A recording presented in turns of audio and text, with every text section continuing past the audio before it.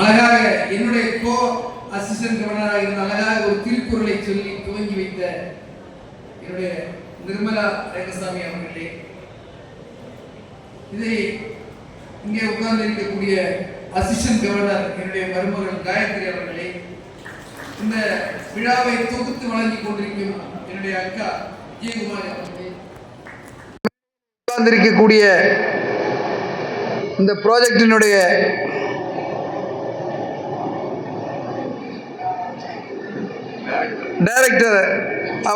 Director அவர் MC Murugan அவர்களே, ஒரு முக்கியமான ஆளை விட்டுருவேன்னு நினைச்சேன், கடைசியில் தான் ஞாபகம் வந்து என்னுடைய மனைவி சீஜா பாத்திமா அவர்களே, இதெல்லாம் முதல்ல சொல்லிடுறேன். கடைசியில் விட்டா வீட்டில் போனால் என்ன நடக்கணும் உங்களுக்கு தெரியுமில்ல, கூட்டிகிட்டு வச்சு கூட்டி போய் செஞ்சுட்டு அப்படின்னு சொல்லுவாங்க. அது முதல்ல வந்து யாருக்கு நன்றி சொல்ல வேண்டும் என்பதுக்கு ஒரு நன்றி சொல்லி தொடங்கிறார்.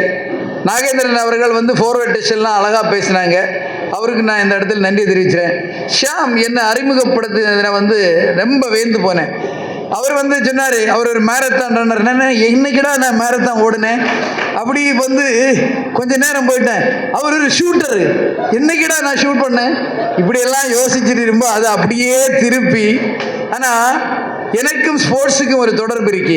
1989-90 காலகட்டத்தில் கேரளாவுக்காக வேண்டி 3 ரஞ்சி டிராபி மேட்சில் வந்து ஆஃப் ஸ்பின்னராக நான் விளையாடி இருக்கேன் என்பது என்னுடைய பயோடேட்டாவில், இந்த பயோடேட்டா இல்லை என்பதை இந்த நேரத்தில் சொல்வதில் நான் மகிழ்ச்சி அடைகிறேன். இது நானும் ஒரு ஸ்போர்ட்ஸ் பர்சன் தான். செஸ் ரொம்ப அழகாக விளையாடுவேன். என் மனைவி இதுவரைக்கும் என் கூட வந்து ஒரு தடவை 2 தடவை ஜெயிச்சிருப்பான்னு நினைக்கிறேன். ஒரு 2000 மட்டும் விளையாடி இருப்போம். 1900 தடவை நான் ஜெயிச்சிருப்பேன். அந்த அளவுக்கு செஸ் விளையாடுவேன். கம்ப்யூட்டரில் விளையாடுவேன், அவள் ஆஃப் பண்ணிடுவான். ஏன்னு கேட்டால் நான் வந்து கம்ப்யூட்டர் கூட விளையாட உட்காந்தாச்சுன்னா 4 மணி நேரம் 5 மணி நேரம் போகிறது தெரியாது, அந்த அளவுக்கு விளையாடிட்டு இருப்பேன். செஸ் எனக்கு ரொம்ப பிடிக்கும்.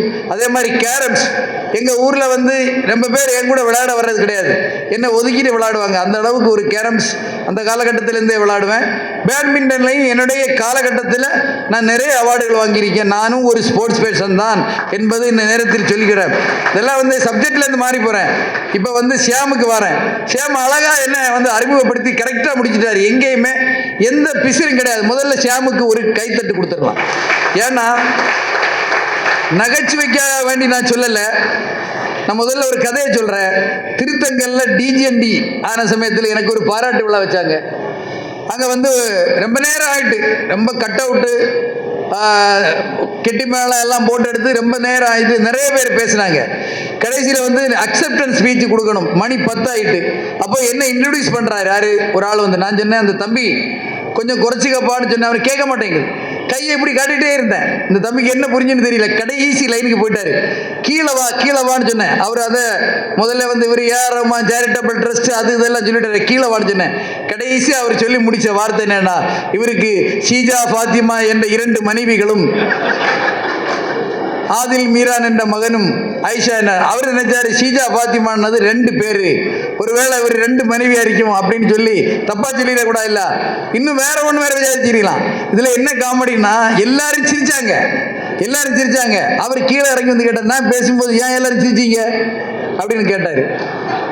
சரி, அதையெல்லாம் மீறி ஷியாம் இன்னைக்கு அருமையாக என்னை அறிமுகம் செய்திருக்கிறார். உங்கள் அனைவரின் சார்பிலையும் நான் அவருக்கு என்னுடைய நன்றியை தெரிவிப்பதில் மகிழ்ச்சி அடைகிறேன். நண்பர்களே, பாராட்டு அல்லது அங்கீகாரம் என்பது மனிதர்களுக்கு மட்டும் சொல்லப்பட்ட ஒரு விஷயம். மனிதர்கள் தான் மனிதர்களை பாராட்டுவதுண்டு, மற்றவர்களுக்கு இறைவன் இதை கொடுக்கவில்லை. ரோட்டரி கிளப் ஆஃப் விருதுநகர் ஒரு அவார்டு வழங்கும் விழா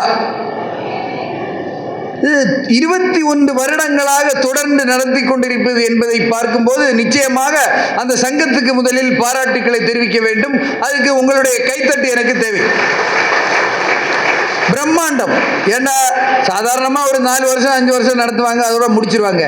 தொடர்ந்து அதை வந்து எந்த ஒரு குறவும் இல்லாமல் மெருகேற்றி 21வது வருடமும் இந்த சங்கம் அதை தொடர்ந்து செய்து கொண்டிருக்கிறது என்றால், இந்த விருதுநகர் மாவட்டத்தில் இருக்கக்கூடிய உங்களை போன்றவர்களுக்கு ஊக்கமளிக்க ஒரு ரோட்டரி சங்கம் இருக்கின்றது என்பது உங்களுக்கு மிகப்பெரிய ஒரு வரம் என்பதை நீங்கள் புரிந்து கொள்ள வேண்டும் என்பதை நான் இந்த நேரத்தில் சொல்வதில் மகிழ்ச்சி அடைகிறேன். நண்பர்களே, இன்னைக்கு நிறைய பேர் 130 பேருக்கு மேல உங்களுக்கு இங்க விருது வழங்க போறாங்க. ரொம்ப மகிழ்ச்சி. நானும் அதுல ஒரு பாட்டாக போறேன். என்னுடைய குடும்பம் வந்திருக்கின்றது. என்னுடைய குடும்பம் சொல்லும்போது என் மனைவி வந்திருக்கா, என் மனைவியோட தம்பியுடைய பையன் அசர் வந்திருக்கான். நாங்கள் எல்லாம் வந்திருக்கோம் இதை பார்க்க. உங்களுடைய மகிழ்ச்சி தான் எங்களுடைய மகிழ்ச்சி. நீங்கள் பெறக்கூடிய மகிழ்ச்சியில் நாங்களும் பங்கு சேருவதில் நாங்கள் மிக மகிழ்ச்சி அடைகிறோம். உங்களுக்கு முதலிலே என்னுடைய வாழ்த்துக்களை நான் தெரிவித்துக் கொள்கிறேன். வாழ்க்கையிலே நீங்க இதே மாதிரி வெற்றி பெறணும். வாழ்க்கையிலே நீங்க இன்னைக்கு ஒரு ஷீல்டு வாங்கிட்டியோ, நான் ஒரு ஓட்டம் பண்ணேன், ஒரு 100 மீட்டர் ஹர்டில்ஸ். ஒரு விஷயம் தெரியுமா உங்களுக்கு? 11 செகண்டில் உலகத்தில் உள்ள 20 கோடி மக்கள் 100 மீட்டர் ஓடுவாங்க. 11 செகண்டில் இங்கே இருக்கக்கூடியவங்கள கூட பாதி பேரால் ஓட முடியும். உங்களால் 11 செகண்டில் ஓட முடியும். ஆனால் அதை 10 செகண்டில் கொண்டு வரதுக்கு அதில் உள்ள 10% ஒரு ஆள் கூட முடியாது. அதை 10%க்கு கீழே கொண்டு வர்றதுக்கு 700 கோடியில் ஒருத்தனுக்கு தான் முடியும். உசேன் போல்ட் தான் 9.61 ரெக்கார்டு வச்சிருக்காரு. இந்த தடவை 9.79ல கோல்டு வாங்கியிருக்காங்க. 9.79ல பாரிஸ் ஒலிம்பிக்ஸில் 100 மீட்டர்ல வாங்கியிருக்காங்க. அதாவது அந்த நேரம் நெருங்க அதனுடைய விலை ஜாஸ்தி. அதே மாதிரி உங்களுடைய இதுவும் அப்படித்தான். உங்களுடைய இலக்கு நீங்கள் நிர்ணயிக்கும் போது, இப்போ ஒரு ஜாவலின் த்ரோவில் நம்மளுடைய இலக்கு, அவர் நீரஜ் சோப்ரா 90 மீட்டர் அவருடைய இலக்கு. 92.1 இறக்கின பாகிஸ்தான்காரர் இந்த தடவை கோல்டு வாங்கின. போன தடவை அவர் நமக்கு 89.98 இறங்கி ஈட்டி எறிஞ்சு நமக்கு கோல்டு வாங்கி கொடுத்தாரு. இந்த தடவை 2 மீட்டர் தான் குறைஞ்சி அவர் சில்வருக்கு போயிட்டார். இதுதான் வாழ்க்கை.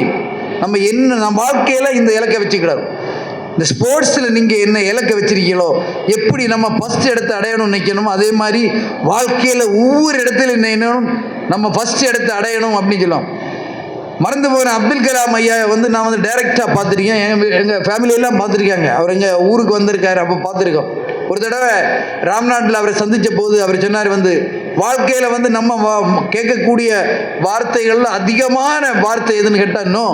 நம்ம ஒரு வேலை கேட்டு போவோம். எனக்கு நான் நோன்னு இதெல்லாம் நெக்ஸ்ட் ஆப்பர்ச்சுனிட்டின்னு தான் எடுத்திருக்கேன். நோ என்பதற்கு என்னுடைய வாழ்க்கையில் நான் போட்ட ஃபுல் ஃபார்ம் நெக்ஸ்ட் ஆப்பர்ச்சுனிட்டி. எங்கே உங்களுக்கு ஒரு விஷயம் கிடைக்கலன்னா நீங்கள் அதில் தூண்டு போகாதீங்க. உடனே என்ன நினைக்கணும்? அடுத்த ஆப்பர்ச்சுனிட்டியை தேடி நீங்கள் செல்லுங்கள். உங்களுக்கு வெற்றி நிச்சயம். அதே மாதிரி நான் நிறைய இடத்துல ஃபெயில் ஆயிருக்கேன். முதல்ல நான் போட்ட ஏவுகணை எனக்கு ஃபெயில் தான். நான் அந்த ஃபெயிலுக்கு என்ன ஃபுல் ஃபார்ம் கொடுத்தேன் தெரியுமா? ஃபர்ஸ்ட் அட்டெம்ப்ட் இன் லேர்னிங்.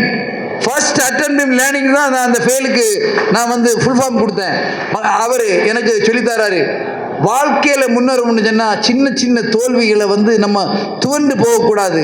உங்களுடைய வாழ்க்கையிலையும் நீங்கள் வெற்றிகரமாக முத்துவண்ணாச்சியா மாதிரியெல்லாம் நீங்கள் வர வேண்டும் என்றால் சமுதாய சிந்தனை உங்களுக்கு வர வேண்டும். அதற்காக ஒரு சின்ன கதை சொல்கிறேன். நீங்களுக்கு இப்போ பரிசு கொடுத்துருவாங்க. நம்முடைய தமிழ் கலாச்சாரம் என்பது உலகத்திலேயே ஒப்பிட்டு பார்க்க முடியாத ஒரு மிகப்பெரிய கலாச்சாரம். ஒருத்தனுக்கு ஒருத்தி என்ற கலாச்சாரத்தை உலகுக்கே சொல்லிக் கொடுத்த கலாச்சாரம் தமிழ் கலாச்சாரம். நீங்கள் வரலாறாய் போய் புரட்டி பார்த்தால் தெரியும். இப்போ இந்தியாவில் எல்லாம் ஒருத்தனுக்கு ஒருத்தி தான். ஆனால் ஒருத்தனுக்கு ஒருத்தி என்ற கலாச்சாரத்தை உலகத்துக்கு சொல்லிக் கொடுத்தது தமிழ் கலாச்சாரம். 1330 என்ற ஈரடிகளால் உலகத்தை புரட்டி போட்ட திருக்குறள் உள்ளது நம்மளுக்கு தமிழில் மட்டும்தான் இருக்கு. வேற எங்கேயுமே கிடையாது. ஈரடிகள் 1330 குறள். என்ன குறள்? ஒரு குறள் சொல்றேன் கேளுங்க. நெடுநல் உளனுருவன் இன்றில்லை என்றும் பெருமை உடைத்து இவ்வுலகு. இந்த ஒரே குறள் படித்தா போதும். யாருமே அடுத்தவனை பார்த்து நான் பெரியவனை நினைக்கவே மாட்டான். இன்றைக்கு இருக்கவனை நாளைக்கு பார்க்கவே முடியாது. அந்த பெருமை உலகத்துக்கு மட்டும்தான் உண்டு. இன்று இருக்கவன் நாளைக்கு கீழே போயிடுவான். உலகத்தில் சாஸ்வதமாக நிரந்தரமாக இருக்கக்கூடியது உலகம் மட்டும்தான், பூமிக்கு மட்டும்தான் அது சொந்தம் என்பதை உணர்ந்து வாழ்பவன் இந்த வாழ்க்கையில் வெற்றி பெறுவான் என்பதில் எந்த ஐயமும் இல்லை, அதுக்கு எந்த விதமான ஒரு மறுப்பும் இல்லை. நண்பர்களே, நான் சொல்ல போகிற கதை தமிழ் கலாச்சாரத்தை பற்றி இல்லை, தமிழோடு இணைந்து நிற்கக்கூடிய ஏறத்தாழ கிரீக்கிய கலாச்சாரம் என்ற ஒரு கலாச்சாரம் இருக்கின்றது. அந்த கலாச்சாரத்தில் இங்கே நிறைய மாணவர்கள் வந்திருக்கீங்க. நீங்கள் அம்மா அப்பான்னா எல்லாருக்கும் பிடிக்கும். எனக்கு அம்மானா ரொம்ப பிடிக்கும், அப்பானாலும் பிடிக்கும். அப்பாவோட நினைவு நாள்களில் நான் அழாத நாள்கள் இல்லை. என் மனைவி கண்டுபிடிச்சிருவா, ஓ இன்னைக்கு அவருடைய அப்பாவுடைய நினைவு நாள், நான் விட்டு வெளியே வர மாட்டேன். அப்போ அப்பா அவ்வளோ பிடிக்கும். ஏன்னா அவர் எனக்கு என்ன சொல்லி கொடுத்தாருன்னா, நீ ஒன்றை சுற்றி இருக்க மக்களை என்னைக்கு நீ பார்க்குது அன்னைக்கு தான் நீ மனிதன், நீ முழு மனிதனாக என்னைக்கு இந்த உலகத்தால் என்னைக்கு நீ கருதப்படுகிறாய் என்று நினைக்க, நீ என்னைக்கு சுற்றி இருக்கக்கூடிய மக்களை உன்னுடைய மனதில் நினைக்கிறாயோ அன்றைக்கு தான் நீ மனிதன் என்று எனக்கு வித்து போட்டுட்டு போனவர் என்னுடைய அப்பா. அவரை நான் நினைத்து பார்ப்பேன். நீங்கள் உங்கள் தாயையும் தந்தையை நினைத்து பார்க்க வேண்டும். நீங்கள் இன்னைக்கு இங்கே இந்த நிலையில் இருக்கிறீர்கள் என்றால் அதற்கு காரணம் உங்களுக்கு இவ்வளவு வித்து போட்ட உங்களுடைய அப்பா அம்மா தான். நான் எங்கள் அம்மாவை ரொம்ப நேசிப்பேன். இந்த இடையில அவங்க தவறிட்டாங்க. நான் நினைத்து பார்ப்பதுண்டு, என் மனைவிட்டையும் கேட்பதுண்டு, ஒரு நாளாவது அவங்க ஏன் என்னை ஏசவில்லை? அவங்களை ஏசி ஒரு நாளாவது அவங்க என்னை ஏசி இருக்கக்கூடாதா? ஏன் நான் நிறைய தவறு பண்ணியிருப்பேனே. தவறு செய்யாத மனிதர்கள் இருப்பார்களா? ஒருவேளை நான் வேணுமென்றே தப்பு செய்திருக்க மாட்டேன். தவறுக்கும் தப்புக்கும் வித்தியாசம் உண்டு. ஏன்னா தமிழ் எனக்கு தெரியாது. என் மனைவி தான் சொல்லலாம், தவறு என்றால் தெரியாமல் செய்வது, தப்பு என்றால் தெரிந்து கொண்டே செய்வது. ஒருவேளை நான் தெரிந்து கொண்டே தப்பு செய்திருக்க மாட்டேன். எவ்வளவு தவறுகள் செய்திருப்பேன். ஒரு தடவையாவது ஏன் என் தாய் என்னை ஏசவில்லை, எனக்கு ஏன் கண்டனம் தெரிவிக்கலை என்று நான் இப்போது கூட புலம்புவது உண்டு. அப்போதெல்லாம் அவர் சொன்ன ஒரே வார்த்தை, அவர்கள் நல்லதே நினைக்கக்கூடிய ஒரு மனது படைத்த ஒரு தாய் எனக்கு இறைவன் கொடுத்தார்கள். தவறுகளை அவர்கள் பெருசுபடுத்துவதில்லை. தவறுகளை அவர்கள் யாரிடத்திலையும் அவங்க முகம் சுளித்து பேசி நான் பார்த்ததே இல்லை. இது சபை அலங்காரத்துக்காக சொல்லவில்லை. இங்கே ஒரு அங்கீகரிக்கப்பட்ட ஒரு விட்னஸோட நான் சொல்கிறேன், ஒரு நாள் கூட என் மனைவியை மகளே என்பதற்கு அப்புறம் அவங்க பேசினது கிடையாது என்று ஒரு விட்னஸோடு நான் சொல்வதில் நான் மிக மகிழ்ச்சி அடைகிறேன். அதனால் சொல்கிறேன், தாய் தந்தையர்களை நீங்கள் எப்படி கடவுளுக்கு சமமாக நீங்கள் மதிக்கிறீர்களோ அந்த அளவுக்கு நீங்கள் உங்கள் வாழ்க்கையில் உன்னதத்தை எட்டுவீர்கள் என்று சொல்லி அந்த கிரீக்கிய கலாச்சார கதை உங்களுக்கு சொல்லி நான் நிறைவு செய்கிறேன். நண்பர்களே, கிரீக்கிய கலாச்சாரத்தில் ஒரு கதை உண்டு, ரோட்டரியோடு ஒத்துப்போகும். மனிதர்களை கிரீக்கிய கலாச்சாரம் மூன்றாக பிரித்திருக்கின்றது. கிரீக்கிய கலாச்சாரம் மனிதர்களை மூன்றாக பிரித்திருக்கின்றது. முதலில் அவன் மனிதனை பிரித்திருக்கின்றான். அது இங்கிலீஷில் என்ன சொல்லுவாங்கன்னு கேட்டால் இடியட் என்று சொல்லுவான். ஒரு ரகம் என்ன ரகம் மனிதத்தை பிரித்திருக்கின்றான்? இடியட். இடியட்டுக்கு என்ன டெஃபினிஷன் தெரியுமா தமிழில்? அவனை மட்டுமே சிந்திப்பான், உலகத்தை சிந்திக்க மாட்டான், பக்கத்தில் இருக்கவன் யாருன்னு கூட பார்க்க மாட்டான், தன்னை பற்றி மட்டுமே சிந்திக்கக்கூடியவனுக்கு கிரீக்கிய கலாச்சாரம் சொல்லக்கூடிய டெஃபினிஷன் இடியட். இரண்டாவதாக அவர்கள் கொடுத்திருக்கிறது ட்ரைப்ஸ். ட்ரைப்ஸுக்கு என்ன டெஃபினிஷன் தெரியுமா அவங்க கொடுத்திருக்காங்க? அவனே சிந்திப்பான், அவனுடைய குடும்பத்தை சிந்திப்பான், அவனுடைய உற்றார் உணர்வுகளை மட்டும் சிந்திக்க ஒரு வட்டத்துக்குள்ளே நின்று சிந்திக்கவனுக்கு அந்த கிரீக்கிய கலாச்சாரம் கொடுத்திருக்க பேர் ட்ரைப்ஸ். இன்னொன்று அவர்கள் கொடுத்திருக்கக்கூடிய பேர் சிட்டிசன். சிட்டிசன் என்றால் யார் தெரியுமா? கிரீக்கிய கலாச்சாரத்தில் தன்னை சிந்திப்பான், தன்னுடைய குடும்பத்தை சிந்திப்பான், தன்னை சுற்றி இருக்க மக்களை யார் என்று பார்ப்பான், தன்னுடைய ஊரை பற்றி கவலைப்படுவான், தன்னுடைய நாட்டை கவலைப்படுவான், இந்த உலகத்தை பற்றியே கவலைப்படுவான் தான். ஒரு மரத்தை கூட வெட்டாதவனைத்தான் சிட்டிசன் என்று சொல்வான் கிரீக்கிய கலாச்சாரத்தில். ஆகையால் நாம் எப்படி வளர வேண்டும்? இடியட்டாக வளர வேண்டுமா, ட்ரைப்ஸாக வளர வேண்டுமாம்? கூடவே கூடாது. நம்முடைய வாழ்க்கையில் ஒரே ஒரு குறிக்கோள் தான் இருக்க வேண்டும். மாணவ செல்வங்களே, நாம் எல்லாம் இந்திய மக்களுக்கு உலகத்திற்குடைய யாதும் ஊரே யாவரும் கேளீர் என்ற மாதிரி எந்த ஊரானாலும் சரிதான், எங்கிருந்தாலும் இது நம்முடைய ஊரின மாதிரி சிட்டிசனாக, இந்த உலகத்தினுடைய சிட்டிசனாக நான் வாழ்ந்து இங்கே நான் மரணிப்பேன் என்று நீங்கள் உறுதிமொழி எடுத்து பயணிப்பேன். இந்த வாழ்த்துக்கள் நாங்கள் கொடுக்க வாழ்த்துக்கள் இல்லை, உங்களை வாழ்த்த ஆயிரக்கணக்கான பேர் வரிசையில் கியூ நிற்பார்கள் என்று சொல்லி இந்த பாராட்டு விழா உங்களுக்கு இன்று கிடைக்கக்கூடிய பாராட்டு விழா நீங்கள் இப்படி பார்க்க வேண்டும். இந்த பாராட்டுகளை நான் இன்னும் 1000 பேருக்கு நான் கொடுக்க வேண்டும் என்று இன்று முதல் நீங்கள் கனவு காண வேண்டும். அதுதான் உங்களுடைய வெற்றியின் அடித்தளம் என்று கூறி விருதுநகர்ல வந்து சொல்லி இந்த குரலை சொல்லாம போனா அது தப்பாக போயிடும். தாளாற்றி தந்த பொருள் எல்லாம் தக்காருக்கு வேளாண்மை செய்தல் பொருட்டு என்னுடைய குருவை சொல்லிக்கிட்டே சொல்கிறேன். இறைவன் நமக்கு கொடுத்திருக்கக்கூடிய செல்வமாகட்டும், நேரமாகட்டும், அறிவாகட்டும், எந்த எல்லா பலமாகட்டும், உங்களுக்கு கொடுத்திருக்க ஆரோக்கியமாகட்டும், அனைத்துமே உங்களை சுற்றி இருக்க ஏழை எளிய மக்களுக்காக நீங்கள் உபயோகப்படுத்துவதற்காக இறைவன் கொடுத்த வரம் தான் உங்களுக்கு கொடுத்த இந்த ஆயுசு முழுக்க கொடுத்திருக்க அவ்வளவும் செல்வமாகட்டும், அறிவாகட்டும், படிப்பாகட்டும், நேரமாகட்டும், அத்தனையும் உங்களை சுற்றி இருக்க மக்களுக்கு நீங்கள் கொடுக்குவதற்காக வேண்டி இறைவன் கொடுத்த வரம். இந்த வரத்தை நீங்கள் எப்படி செலவிடுவீர்கள் என்பதை பொறுத்து திருவள்ளுவர் சொன்ன மாதிரி நீங்கள் இந்த வாழ்க்கையில் அன்பு பெற்று அறம் பெருகி மக்களை எல்லாம் கவரக்கூடிய மாணவ செல்வங்களாக விருதுநகருக்கு மட்டுமல்ல உலகத்துக்கே ஒளியேற்றக்கூடிய மாணவர்களாக வருவீர்கள் என்று சொல்லி வாய்ப்புக்கு நன்றி கூறி விடைபெறுகிறேன். நன்றி, வணக்கம்.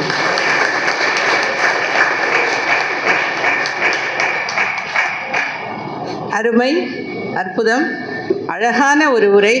எழுந்து நின்று கைத்தட்டலாமே. நன்றி, நன்றி, தேங்க்யூ.